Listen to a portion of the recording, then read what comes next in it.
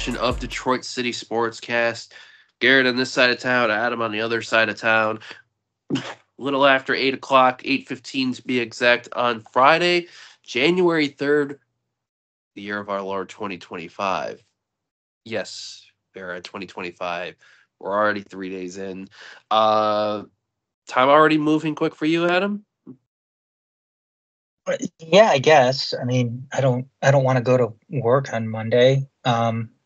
So that's kind of a downer, but and I'm sorry too. We never really established who was going to kind of take the lead in the show tonight. So I just kind of threw it to you. So No worries. It's one of those fun things where it's like it's a break on here.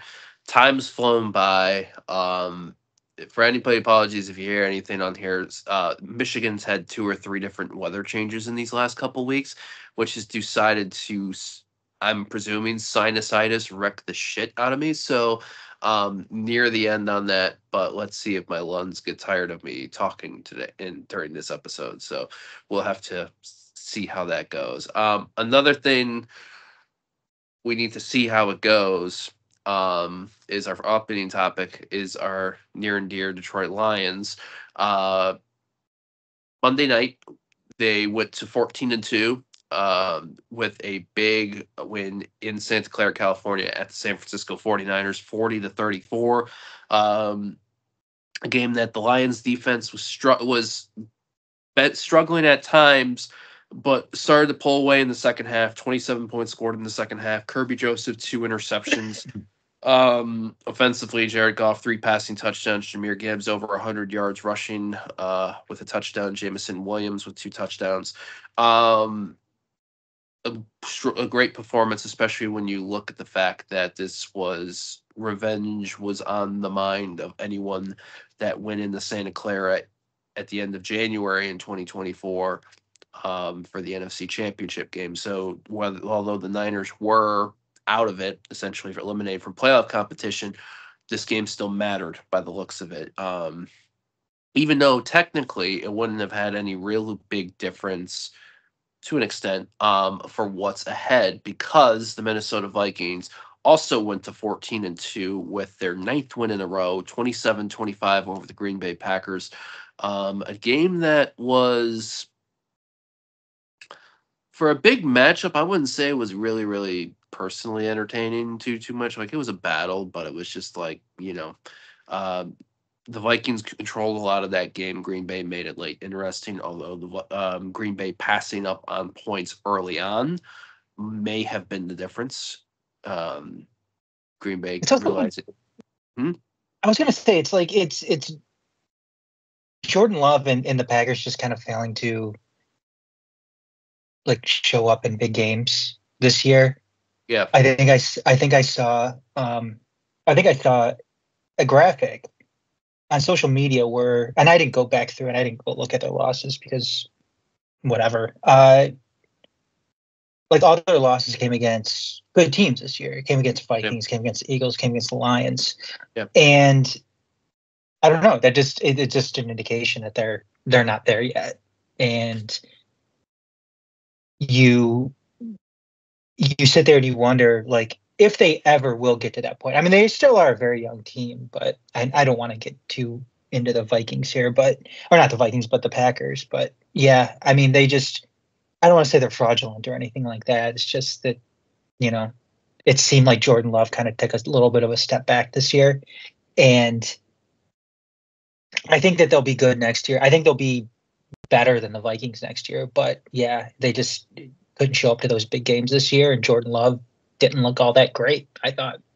Yeah, and while we're briefly talking about NFC North teams, I did not watch Seahawks Bears on December 26th, and I'm sorry. God. I apologize. I feel bad for anyone that did. Apparently, it was a 6-3 Seahawks win over the Bears. Oh, so bad. Ruined. That was the start. I feel for a lot of people that were relying on Seahawks players or Bears players in their fantasy football leagues if you were in championships, and you have that one. But so it comes down now with the Vikings win and the Lions win. The last game of this week.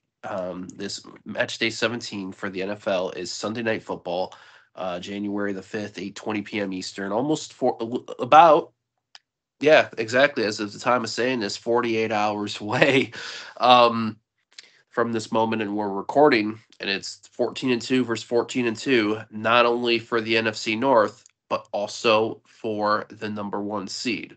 Although the Lions, if by the chance they do not come out as the winners, or in fact they can progress via a tie, Detroit Lions were the first team since the 2020 Kansas City Chiefs, and recently before that, the 2016 New England Patriots. Many others before them, but this is the last two to go undefeated on the road in the regular season. How are you feeling about the win on Monday for the Lions, and kind of like that mindset? How are you feeling like now Sunday? Are you concern levels, or is it just like, well, let's see what happens? More or less, see what happens. It's obviously a massive game. It's the biggest game of the season. It's the biggest regular season game in the NFL. It's arguably the biggest regular season game in NFL history. It's arguably the biggest game in Detroit sports history. The stakes in this getting into it is incredible, considering where these two teams are at. And I don't know. I mean, the Lions are 2.5-point favorites right now. It's hard to pick against them at home. I think that they're going to win. I'm not going to guarantee that or anything like that, or set it in stone. It's just it's one of those winners. It's a winner take all, obviously, and it's so hard to take a look at this game and just analyze it, because you really can't, just because of what is on the line in this one. And I want to go ahead and say that, the Lions' offense is going to take over. They're going to pull through and they're going to win this game. But again, you sit there and you worry about the injuries. You worry about, whether or not they can, overcome the losses that they have. And the injury report came out tonight. And you have Craig Reynolds, who was held out of practice today because of a back injury. The good news is Alex Anzalone and Khalif Raymond were both full participants in practice, yet they're not guaranteed. They're questionable heading into Sunday night. David Montgomery is still out. Obviously you have, losses on the defensive side of things as well, with Aleem McNeil not being able to play because of the ACL. Emmanuel Mosley is going to be out because of an illness, yet I don't know if it was completely guaranteed that he was going to play or not, because I don't think he took a snap last Monday night against San Francisco. So, I mean, it's like I said, it's so hard to sit here and analyze this game when you have 14-2 teams, on a collision course for, not only the division, but the number one seed in the NFC. So, as far as Monday night goes, I mean, it was satisfying to see them go in there and get that revenge game. Yes, it wasn't a perfect game by any means, and yeah, you don't want to let San Francisco score or put up 34 against you, even though that last touchdown was kind of a garbage. It was kind of a garbage time touchdown. But still, I mean, considering how decimated San Francisco's been, yes, you don't want them. You'd rather not have them put up that many points.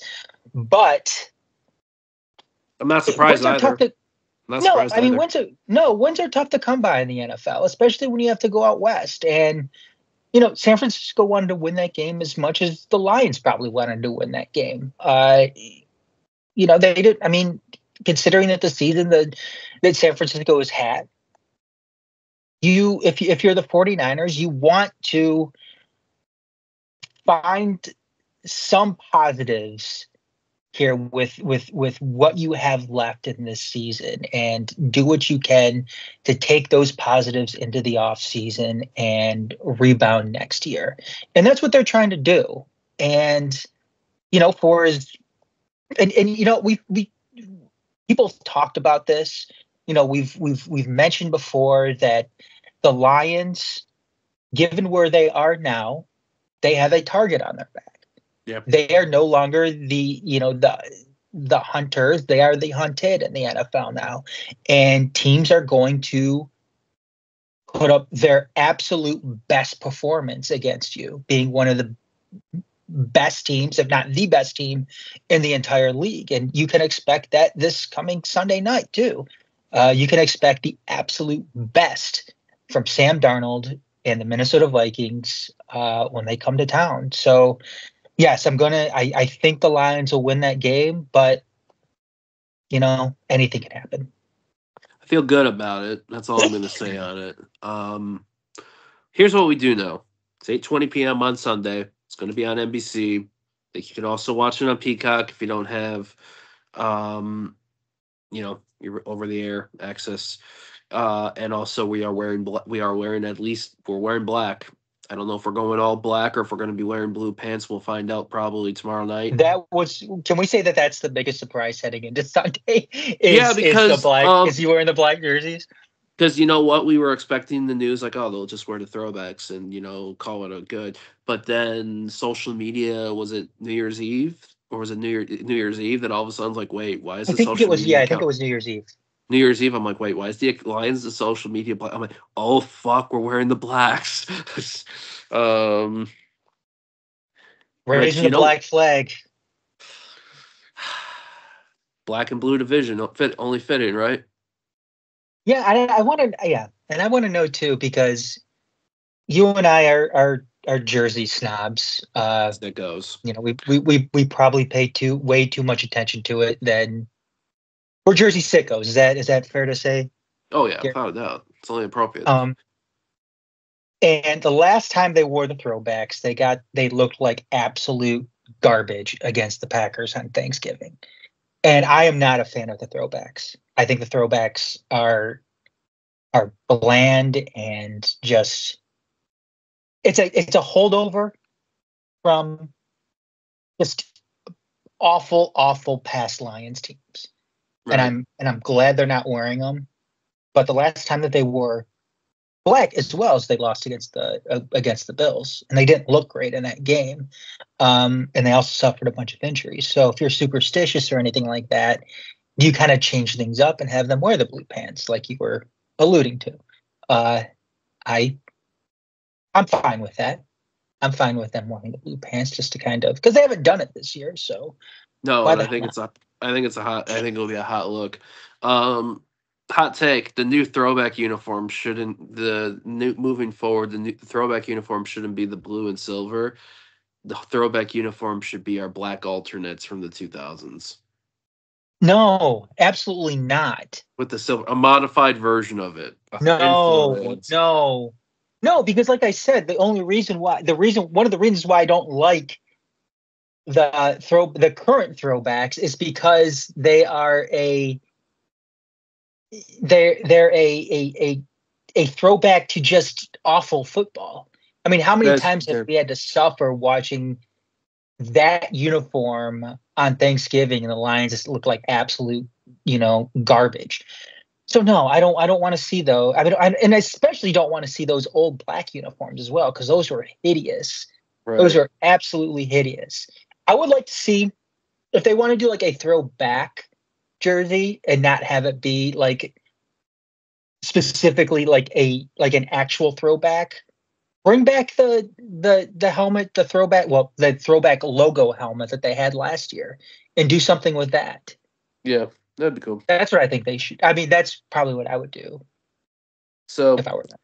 As you can see, we have a lot of fun discussing this stuff. A lot of people I was seeing the thing online. It would be really cool if Vikings ice whites versus Lions blacks, but we're probably not going to get that completely.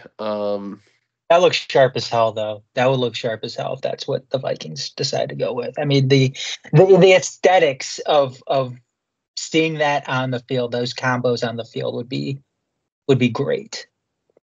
So we'll, if not out tonight, it'll probably be out tomorrow at some point. Probably tomorrow evening, usually 24 hours or so before a kickoff or around that time frame, a little less than that in some cases. But we will see what that is, and yeah, forward down all the field. Hope we can talk about it for great reasons. We'll obviously drop a recap of that game once it concludes. Moving on to the Detroit Red Wings, and when we last talked almost 2 weeks ago, the start of last week, we were at literal rock bottom for the Detroit Red Wings. The Blues Red Wings game was on. I don't know if it was on on your thing where you were, but it was on here when we were recording, and I don't want to say it was a breaking point for us but we were at the point like, where do you something's got to change. And it was going to be interesting because that was December 23rd. There's no player activity required, no player activity at all. Christmas Eve, Christmas Day, day after Christmas. Yet on December 26th, in the middle of the day, noon or 12:30, somewhere around there Eastern here, the Detroit Red Wings announced that then head coach Derek Lalonde and assistant coach Bob Boudreaux had been relieved of their duties effective immediately, and hired was Todd McLellan, NHL coach with multiple experience, his fourth team, and was an assistant for the Detroit Red Wings as far back as their 2008 Stanley Cup winning team under Mike Babcock's staff before Todd left to go coach the San Jose Sharks.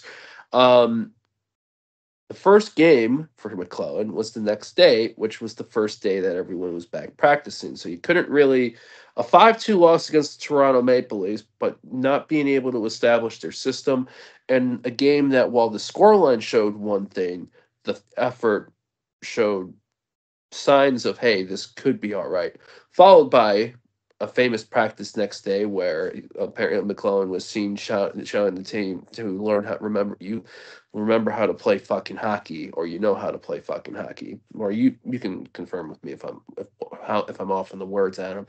And then since then, a team that was struggling to score goals has scored at least 4 goals in each of their last 3 games and have won their last 3. 4-2 over the Washington Capitals on Sunday, December 29th. 4-2 over the Pittsburgh Penguins New Year's Eve, both of those games at Little Caesars Arena. And then a trip down I-75 to that unfortunate state of Ohio to take on the Columbus Blue Jackets last night. A thrilling game that saw the Columbus Blue Jackets tie it up at 4. Todd McLellan used a coach's challenge, which did not go in our favor. Jonathan Berggren be in the penalty box versus a Blue Jackets team that's been lights out on the power play at home.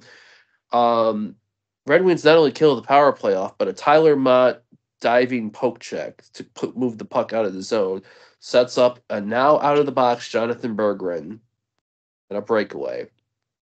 And for the second game in a row, because he had a breakaway on New Year's Eve, Berggren buries his shot, this time in the final minute. Red Wings 5, Blue Jackets 4, 3 wins in a row. 4 points now, I believe, out of the wild card spot as of the end of last night. A trip to Winnipeg tomorrow before a favorable home stench. What a difference a fucking week makes. Yeah. Yeah, it was incredible. You kind of saw like that or not the Tampa Bay, but that Toronto game coming after everything that happened on Boxing Day. And I'll tell you what, wins are great.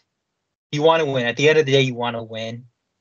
But something that's even more encouraging that signified that these weren't like fluke wins or anything like that, because those have happened before. I mean, you've had games where even this Red Wings team where they've gone and stole a game here and there, and when you look at the shots, they've been right there as far as shots go, matched up with these other teams.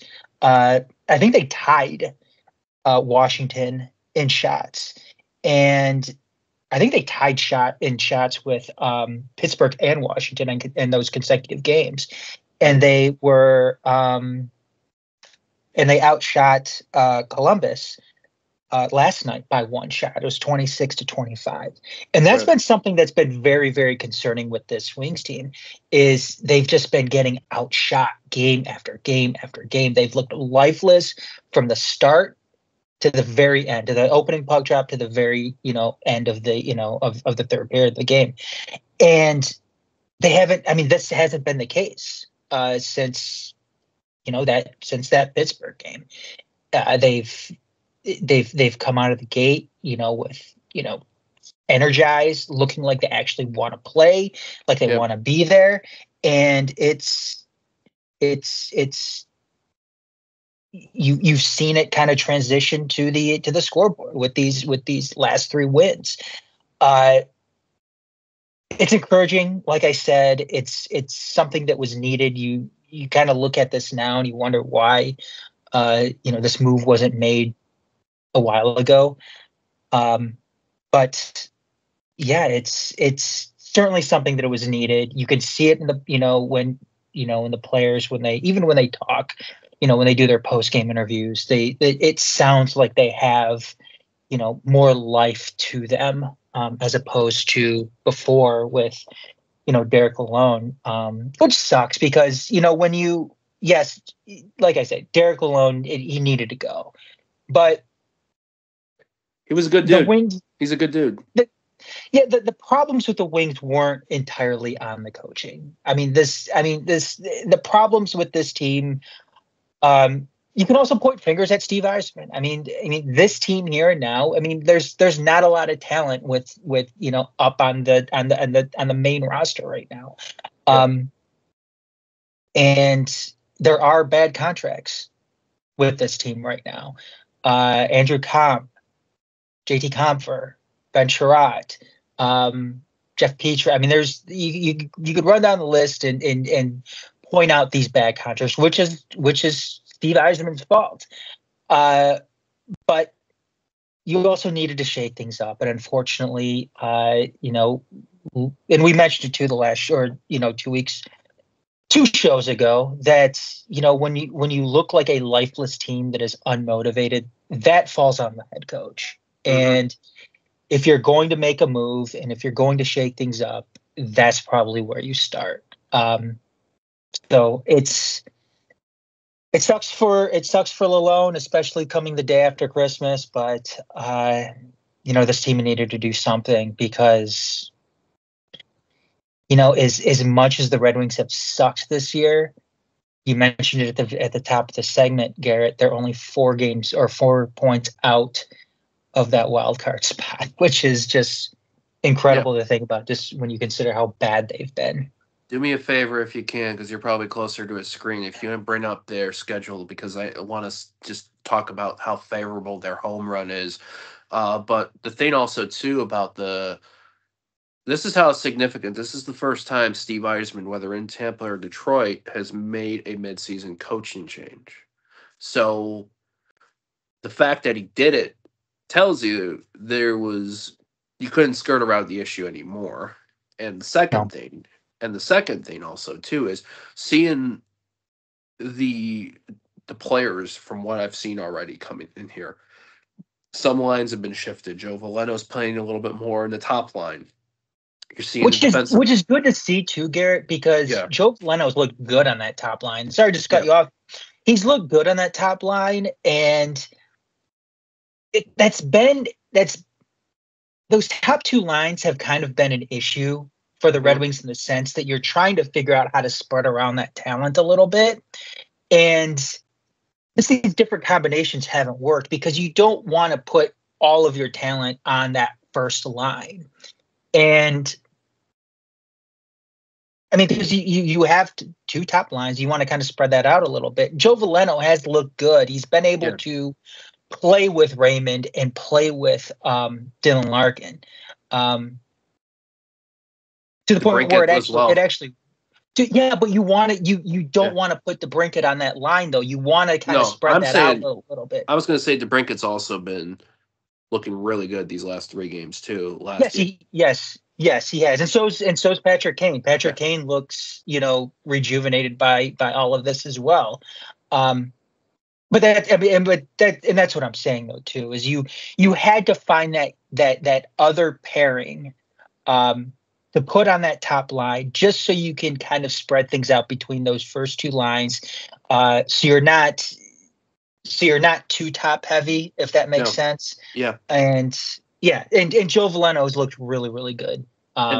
Defensively, splitting up Seider and Edvinson, putting Seider with Ben Sherratt, putting Edvinson with Jeff Petrie, so you have a left-right combo on there. So that way you're not too top heavy on a defense line. Defense is still a little bit of an issue, but at the end of the day, there's more spread out from what you're seeing this team. This team's playing more north-south in their deliveries, in bringing the puck into the zone, in their intent, in their attack. One thing I really loved on New Year's Eve, closing the game out 3-2, Lucas Raymond could have taken that empty netter. He was best range, could have there. He saw it. He passed it. Saw it to Dylan Larkin. Why? It's for Dylan Larkin to bury it. Dylan Larkin had a 16-game goal drought. So Raymond feeds it to Larkin. I don't know if you saw Larkin's face when he scored in that moment, but it was like a fucking weight had just it did. Went off of his shoulder, and he scored again last night. Yep. Jonathan Berggren with 2 games with consecutive breakaways. I think we still. Do you have the schedule up for the next handful? Because this is where now tomorrow's going to be difficult. They're in Winnipeg, playing a Jets team that I think they're, if not leading the Central, they're close to it. Started off incredibly hot earlier this year. They got some great players, Connor, Scheifele, just to name a few. But after that, these next handful of games coming up are very, very favorable for the Winds. Yeah, you've got. I mean, Ottawa's going to be tough still, but you're at home though. You get them at home. You don't have to go on the road to take on Ottawa. So again, a winnable game. Then they bring in the Blackhawks on the 10th. Again, a game that they should win. Not saying that they should win against the Senators, but it's a game that they can win.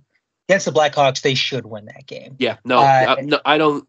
We are not only red. We are sickos, and you know how we feel about Chicago sports on this podcast and the Blackhawks in general. So anytime the Blackhawks get pumped is a great day for us here at the Majors Detroit. Yeah, and I mean, in these next games as well after that, the Kraken, the Sharks, again, very, very winnable games that you should take, games that you actually need, because after that, you've got to go on the road to take on the Panthers, the Lightning, and the Stars. 3 consecutive games there. Then you go back to Philadelphia to finish out the road trip before you come back home to take on the Canadiens in another big matchup in a game that they need to take after losing that home and home last month. So, some very favorable matchups they can win, matchups they need before they head on that on that road trip to kind of towards the middle of the month of January. So. And I think it's going to be those games will kind of give us an idea of just where are we going to be. I don't say we'll be concrete as to where we'll stand and be in the standings race. But if that 4-point race becomes, say, 2, or we catch enough ground and now we are in the thresholds, one of those couple teams, then it's a completely different outlook. But nothing's won on paper. We got to go and keep going into this result. The fact that they've already responded with 3 wins in a row and they are bagging goals, more so is a good sign. Now they need to do this against the teams that these teams have the favorable matchups, because, you do it against the Capitals, who are rocking the Metropolitan, is one thing. You do against the Penguins, who, while inconsistently streaky, they are closer in the wild card race than the Wings were. The Blue Jackets have improved their it's a heavy season for them, with what happened in the off season, but they found a way to win that game that you should have. So now now you got your favorable matchups. And I mean, seen a couple of the Blackhawks games recently earlier this week. They are between their game against the Stars on the Sunday on ESPN and then the Winter Classic home match versus the Blues. They are rough. So Ottawa, I mean, Ottawa's a tough matchup for us. They're physical, but games that you need to take if you're looking to get back into this. And I mean, there is such thing as a coach bump. And with these stretch of games, whether they're the ones coming up that are more favorable, or even the ones afterwards when you go on that road for that kind of, for that tough road trip, it's going to, like you're mentioning, Garrett, this is going to be a good indication for Wings fans when it comes to, how much of a coach bump these last 3 games have been. And if any of those wins were actually legitimate in the sense that they could get back into this, like that they legitimately could get back in this race and make things interesting, kind of down that final stretch when we start getting into February and March. So, but they need those wins. You're looking at Ottawa, you're looking at Montreal, you're looking at, at some of those other games there. They need those wins if they want to get back into it and, be an actual contender for those wildcard spots. Yeah, and I mean the margins are so close still right now that if you even that 3-game win streak becomes 6 or becomes 7 or even 8, not only did that put you in for the wild card spots, that makes you within a puncher's chance of maybe catching Boston, who's scoring around the same amount of goals, maybe a little bit more, than the Wings, despite holding that last Atlantic spot. So it's a lot to play for. We'll see. I'm sure by the end of next weekend, we might have an idea as far as like, hey, here's what this team is looking like. Moving over, did you want to add anything else on that, or? No, I'm all set. So let's go into the from the ice to the hardwood, and that is the Detroit Pistons, who are currently playing right now at LCA. They're home to the Charlotte Hornets. It's 81-80 Hornets right now. 55 seconds left in the third quarter. Great third quarter by the Pistons. Actually, 82-81 Pistons with 21 seconds of it. So for those know that I use FanDuel on my Xbox app, so I am usually a little bit behind sometimes on these things, as I'm about to see that what's going to probably be the Pistons bucket that puts them ahead here. Ball movement, but anyway, the Pistons had started their West Coast road trip when we recorded last week. To start off last week, they defeated the Los Angeles Lakers in Game 2, then came from behind from 19 down in Game 3 of that road trip to beat the Sacramento Kings. Jaden Ivey made a tying 3-pointer, fouled late, made the free throw. Finished the year of the 2024 calendar year with 14 wins in the regular season, 84-81 now, as Oscar Thompson finishes off a steal and a dunk. So they matched all their win total from last season to end the calendar year.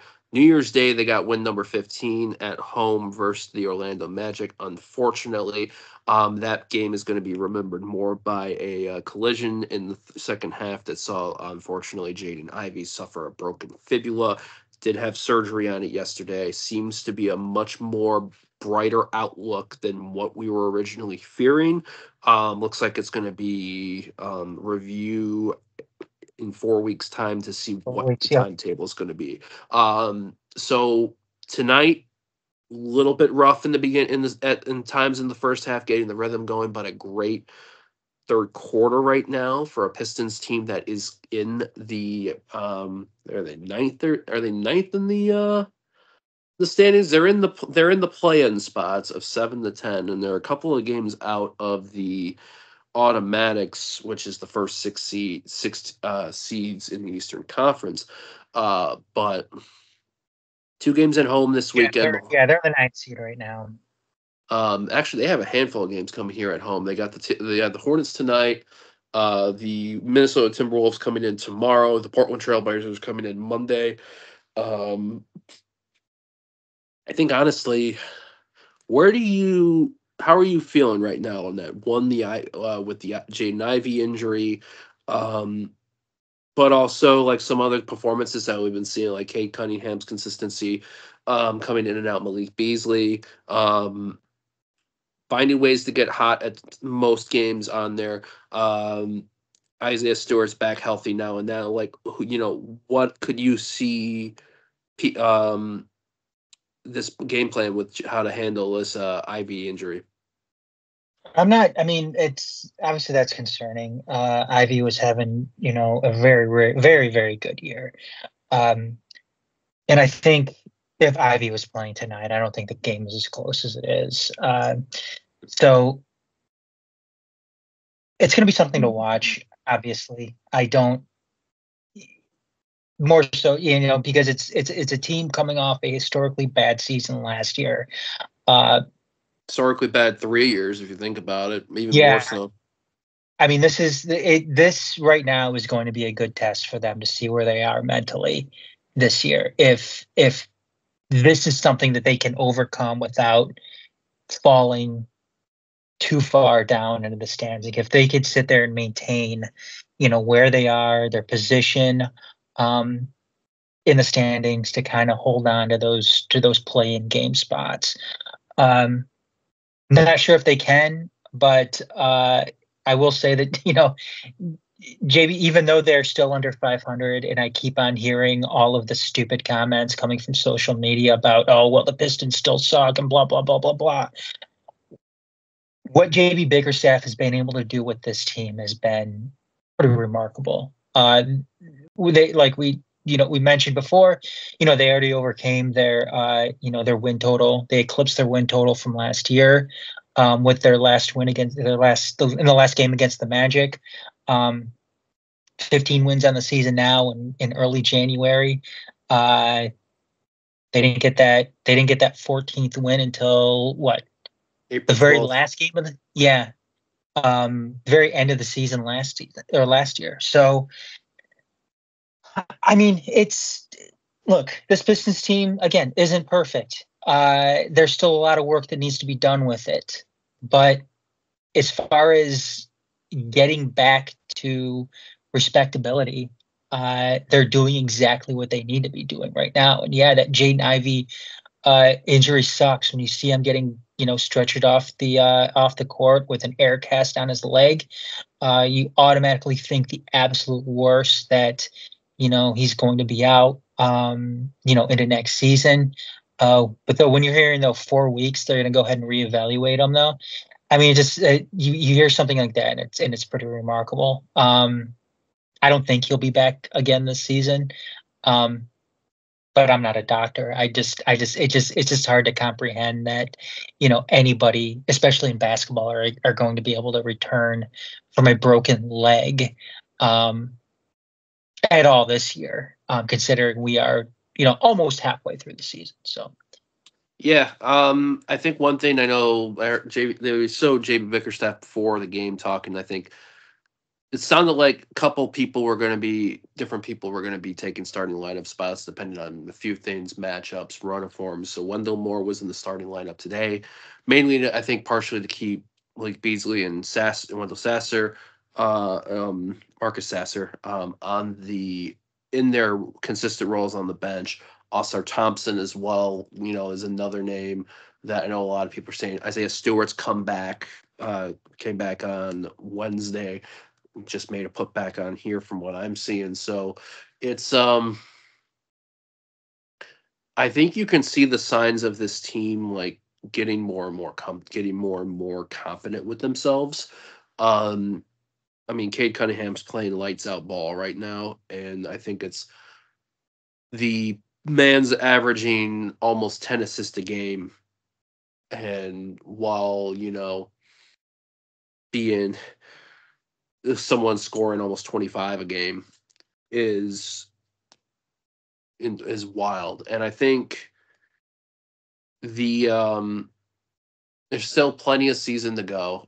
We are a month away till the trade deadline. But there's a very also chance that this Detroit Pistons team may not be complete movers at the trade deadline. They might buy, depending on where they're at in this race. Because they're in a play. They're in a play-in right now, and that's insane to think of that. Well, we mentioned it a couple weeks ago that the interesting thing about this Pistons team right now was they have cap space to take on a contract. Yeah. And they could put themselves in a position where they are that third team when it comes to, trades at the deadline. And if Jaden Ivey doesn't return this year, who knows? Maybe his replacement this season isn't on the roster just yet. Maybe they go ahead and get a guy, and bring him on to kind of fill that role for Ivey as he recovers. Who knows? I mean, again, they have options. They have options cap wise to kind of get creative with things, and that's just something that you Pistons fans need to pay attention to. The only thing that I worry about, and I'm sure Pistons fans do too, coming off of last season under Monty Williams, is just the constant reshuffling of the starting lineup. Mm-hmm. I hope that JB Bickerstaff is able to. That's not something that I want to see. I want to see them, and I'm fine with it in the immediate right now in the short term, as you try to find those guys to kind of fill that role with Ivey being out. But I don't want to see a constant reshuffling of the lineup the rest of the season. I don't think that's good. We had enough of that last year with Monty, and I don't think it did obviously I don't think it did the team any favors. So I would love for them to kind of find a guy and stick with a more concrete starting lineup than the constant shuffling that I don't think this did this team any favors last year, and I don't think it'll do them any favors this year. I think this team needs to find consistency, and they found it. They're finding it with Ivey and Cade in the backcourt, which is something that it shouldn't be astonishing or surprising anyway. They're the two best players on this team. But they still need that consistency, even with a guy like Jaden Ivey down. You still want to see some consistency develop in his replacement in the short term. So yeah, I think it was, if I'm not thinking, the starting five today was Cade, Tim Hardaway Jr., Wendell Moore, Tobias Harris, Jalen Duren.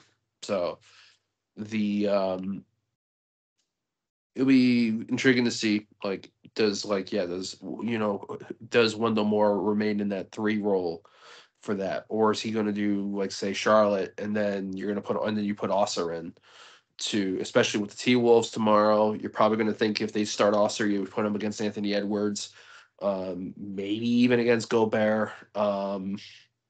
That's where I feel like that's like a JB Bickerstaff likes to really because this is a much also more sound defensive Pistons team as well.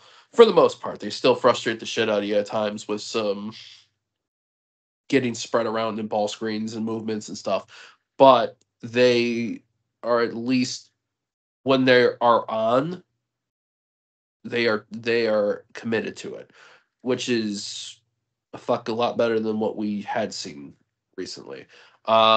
We'll, like I said, it's like the Red Wings. I feel like we'll keep knowing more in a couple weeks' time, because I think we'll have had a handful of games since the Ivy injury to see, is this team keep on progressing like they're doing, or has this been a bridge too far for this current crop of players right now? Anything else you want to add and close for that? No, I just, like I said, it's going to be. I'm intrigued to see what this team is made of without Ivy in the lineup. Where they, how they respond mentally to this, and so far they seem to be doing a fine job. I mean, again, this is against the Hornets, and you wish that they're up a little bit more, but right now it's 86-84 with 8:56 left in the fourth. So Yeah, and the Hornets were up by 13 after the first half. Have defeated the Pistons twice this year. Once on a mhm. first game on a putback rebound at the buzzer, second time in overtime, and the Pistons were down by double digits in that game. So it's unfortunate that the Hornets had our number early on. When you look at like where they're at in the standings, no LaMelo Ball tonight for them either. But that's it's the NBA sometimes. There's some weird matchups are going to happen on times. 13. Another thing to look out for because you mentioned it in that being the Pistons being a potential third team, the Jimmy Butler situation. Outside of Detroit, Jimmy Butler was requested to trade from Miami. Mentioned that in his press conference, was suspended by 7 games by the Heat for detrimental contact. Detrimental Conduct. Thank you. I knew it was Going something to around lose there. $2.35 million in that stretch. Sounds like the NBA Players Association might dispute the movement, and the Heat says that they are now open to moving him, which earlier they did not want to trade Butler. But Said he can make any team a contender. yeah, and when he is motivated, he's still one of the best in this game. Not Especially saying the Pistons should get him, but no, I but think I this know is what where you're alluding to as being that third team right, to kind especially of make with the money work. yeah, especially if the Pistons can take on like I said, a younger player to either fully the league that's like on the cusp of being really really good, or somebody else that like hey they get this piece on there. Another team you want to take a look at also can say is what's going on with the New Orleans Pelicans because they're you know near rock bottom in the West. Um, Talking about and Zion. like huh. Talking about Zion too. Zion, CJ McCollum, Yeah. Brandon, I think is Ingram still with them too. Handful of players that can, in some of these teams might make a move on there. Because now in the NBA, you're starting to see like like there's the handful of teams lower because in the Eastern Conference, there's really 3 teams that are the Class A top shit, and that is Cleveland Cavaliers, Boston Celtics, New York Knicks. In the Western Conference right now, it's the Oklahoma City Thunder who are playing absolute lights out basketball. And then you have the Grizzlies, Rockets, Mavs, Nuggets underneath them, really for the most part. So that we'll keep everybody in the loop of the Pistons runs the next time we gather. But I think in closing note, nothing too much for the Detroit City FC front, except we encourage you all to check out our last Detroit City Sportscast special from earlier this week. Adam and I got to catch up with Sean Mann, Detroit City FC CEO, talk to him about a handful of things from this past year that was 2024, what to look forward to in 25, and stuff moving forward, especially regarding the Detroit City FC Stadium project. So that is out wherever you check your podcast out in video and audio form. And the women's MASL indoor season home opener is game 2 of the season is tomorrow night, 7:30 p.m. Eastern at Detroit City Fieldhouse. I believe tickets are already sold out, but for CFC's YouTube, I believe, should be having the game on there because I do know will have commentary crews. Be on the lookout for club social media for that stuff, and I'm sure if we hear any wins, we'll drop it on our socials too. Adam And and I will both. our coverage season starts tomorrow night, Garrett. Time flies when you're having fun, ain't it? Um, So I think we've covered it all out. Adam, why don't you fill everybody in on where else they can check out all of our fun content? Yep. Find us on Blue Sky, Twitter, Facebook, at TMSNX Detroit. Check us out on our website as well, Detroit@themajorsports.com. and on YouTube, or youtube.com/the Majors TV. And like I say, every single week, every single time that we record this podcast, to like, subscribe, leave a 5-star review on Twitter, on Spotify, on Apple Podcasts. Again, that does so much to kind of move us up within that algorithm, gets more eyes on the show. So if you're ever looking to, to support us in any way, we don't have any, we don't do donations or anything like that, but we do. If you're looking to support, that's the best way to do it. It's just subscribe, leave that 5-star review, and again, it helps get it more eyes on the podcast itself. So then you can find me as well on Twitter and Blue Sky at TMSNX Adam. So GM Comets for me on the socials, Instagram, Twitter, and Blue Sky. And yeah, like I said, highly agree with that because, as Adam said, we are a media pro bono. So the review, the subscribe, 5-star review is our way of recommending us folks to their involvement, encouragement, and help. And we also thank everyone who's been checking this out and all of our prior content stuff. So for Adam on one side of the metro, Garrett here on this side of the metro, we hope that everyone has not only a wonderful Friday, but also a great weekend that's upcoming. Plenty of fun things to look forward to in the Detroit sporting world. Let's see, the end of this Hornets Pistons game tonight. Red Wings in Winnipeg tomorrow. Detroit City FC's MASLW home opener. Vikings Lions Sunday night, 8:20 p.m. Eastern, Channel 4, NBC or Peacock. We will know if the Lions have a bye and will have home field throughout in the NFC playoffs, or if they will be opening up at likely the winner of the NFC South next weekend. Either way, I'm not too concerned. Whatever happens, happens. Until next time, have a great weekend, everybody, and we'll hope, whether it's next week or the following weekend, we'll be recording another one of these. In the meantime, see ya. Yeah.